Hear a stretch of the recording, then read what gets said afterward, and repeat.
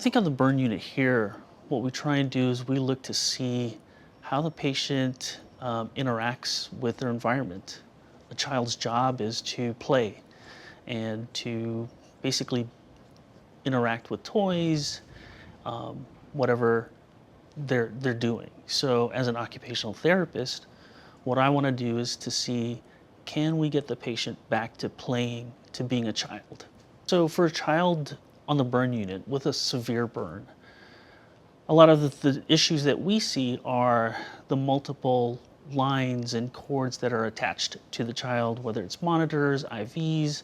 Sometimes because of where the burn is, they have splints that prevent them from moving just so that the IVs don't get pulled.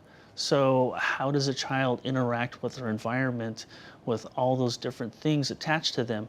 That's what occupational therapy does. We look at them and try and find a way for them to play, to move about, because our job is to make sure that their hands and arms will continue to function once the burn is healed. So a lot of times what we'll do is we'll ask parents, what does the child like to do? Or if the child's old enough, we'll ask the child, what do you like to play? What's your favorite toy? What's your favorite game?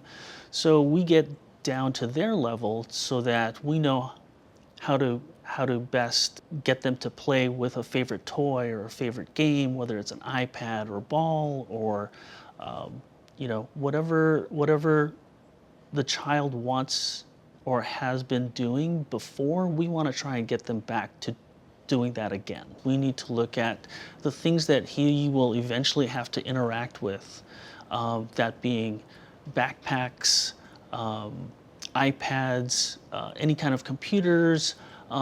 Also, at the very minimal portion, it's how is he going to, say, open up the backpack if he doesn't have fingers, how is he going to manage his clothing? We talk about things like fasteners, like zippers and buttons. How do you go about doing those things if you don't have fingers to manipulate the object? So in the spectrum, going from the hospital to home to the school, occupational therapists will look at where he's at and how can we get him back to doing what he was doing before in a more natural way. We can provide all kinds of equipment to make things easier for the patient or the child, but is it really frustrating for the child? Is it really frustrating for them to try and put a splint on that holds a pen or a stylus or something like that? Can they actually do it?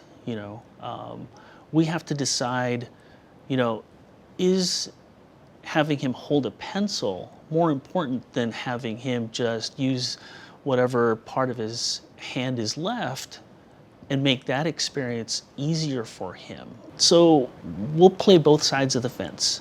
Would you rather use this piece of equipment, or would you rather not use the equipment and we can try it this way? If they're accepting of the equipment, that's great. If they don't want to use the equipment, we'll look for a different way for them to do the task.